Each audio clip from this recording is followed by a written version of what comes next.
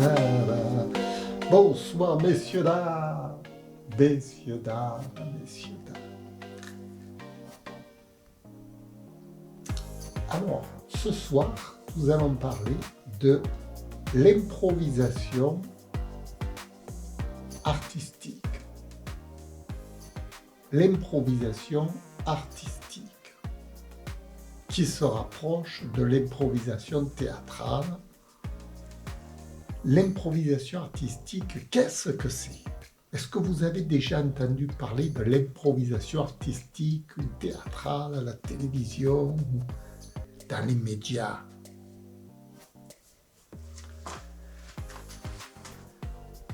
L'improvisation artistique, c'est la plus haute fonction de l'artiste. C'est par exemple quand je chante, j'improvise.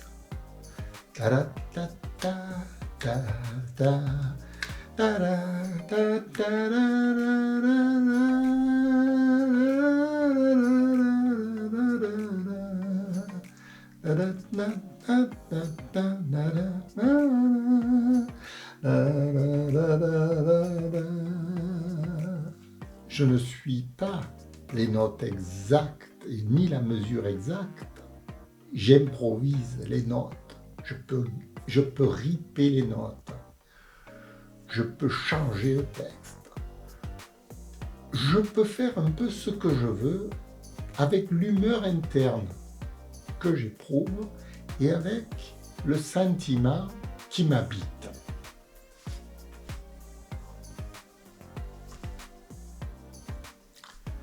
Vous allez me dire, c'est un peu du n'importe quoi.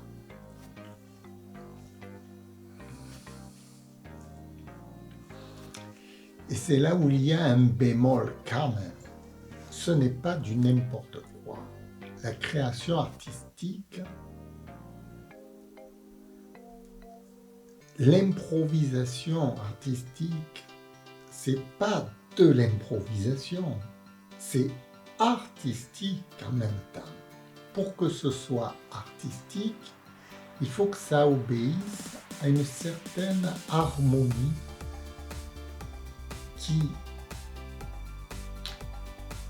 qui concerne l'artiste, son public, son milieu et le temps dans lequel il parle. Tout cela forme une espèce de mélodie, une espèce de construction en direct. C'est du présent artistique. Et pour créer en même temps cette espèce d'improvisation artistique, il faut que ça obéisse à un savoir-faire, curieusement. Ça demande beaucoup de savoir-faire. Je vais prendre des exemples. Vous êtes un conducteur automobile. Vous voulez aller très vite sur la route. Vous êtes obligé d'improviser la route. Il va y avoir des obstacles, il va y avoir n'importe quoi. Donc, cette improvisation routière demande beaucoup de savoir-faire. Ça obéit à une improvisation artistique, avec beaucoup de savoir-faire. Pareil, dans toute activité humaine, quand on veut improviser et être en harmonie, c'est-à-dire ne pas commettre d'accidents, les accidents de la route, il faut les éviter à tout prix, et improviser la route tout en conduisant avec art demande beaucoup de savoir-faire. Mais quel est ce savoir-faire? C'est là-dessus que l'artiste va travailler. C'est sur ce savoir-faire pour pouvoir improviser. Ce que je fais devant vous, c'est de l'improvisation artistique. Ça met en jeu un savoir-faire énorme que j'essaye de mettre en application devant la caméra. C'est-à-dire que je ne dis pas n'importe quoi, je sais où je veux aller et je vais essayer d'y aller le plus rapidement possible et le mieux possible, tout en obéissant à une espèce d'improvisation, c'est-à-dire je peux varier mon thème à tout moment, suivant ce que je perçois de la scène, suivant ce que je perçois de mon humeur personnelle, suivant ce que je perçois moi, suivant ce que j'imagine du spectateur. Je varie mon discours, je varie mon ton de voix, je m'adapte en harmonie, en permanence.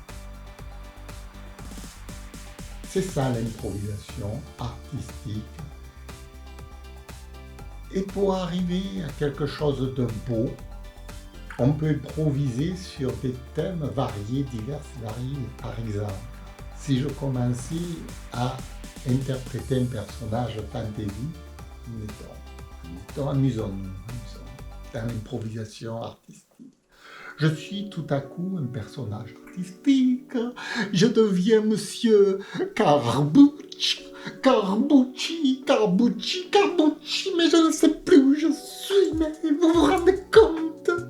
Ma mère m'a donné naissance un jour de ma mort.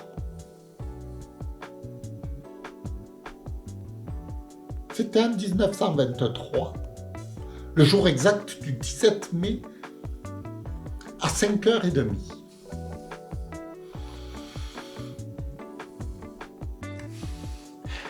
Et je peux continuer comme ça, dans une absurdité artistique. Vous allez me dire, ça ne rythme à rien.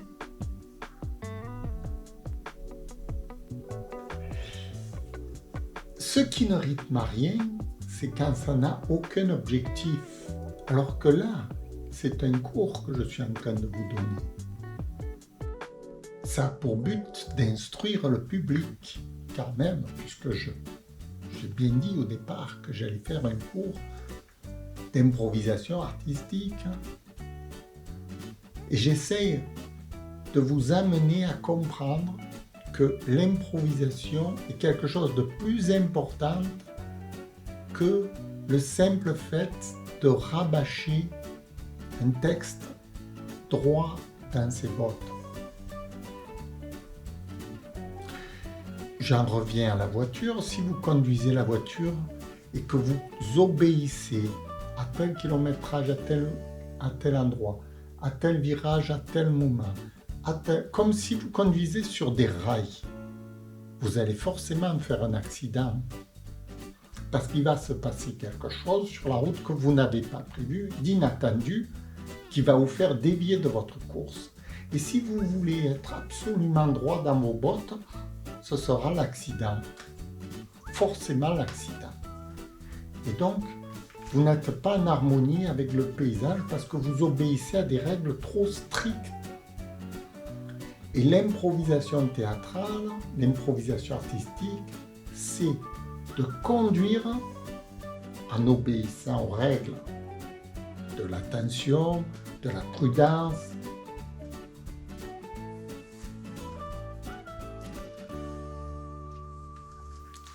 C'est de conduire en utilisant les règles de l'attention, de la prudence, sans aucune détermination obligatoire. C'est-à-dire, on peut accélérer, on peut ralentir, suivant ce que l'on ressent, suivant ce que notre être nous permet d'être. Ce que je suis en train de faire avec vous. Voilà. Mais, comme je vous dis, ça obéit à des lois très strictes. Cette improvisation théâtrale, cette improvisation artistique obéit à des lois très rigoureuses. Ce sont ces lois-là qu'il faut apprendre, qu'il faut développer, que l'on verra ensemble, si déjà vous avez saisi ce que je veux dire par là. Voilà, pour aujourd'hui, j'estime que je vous ai assez bourré la tête.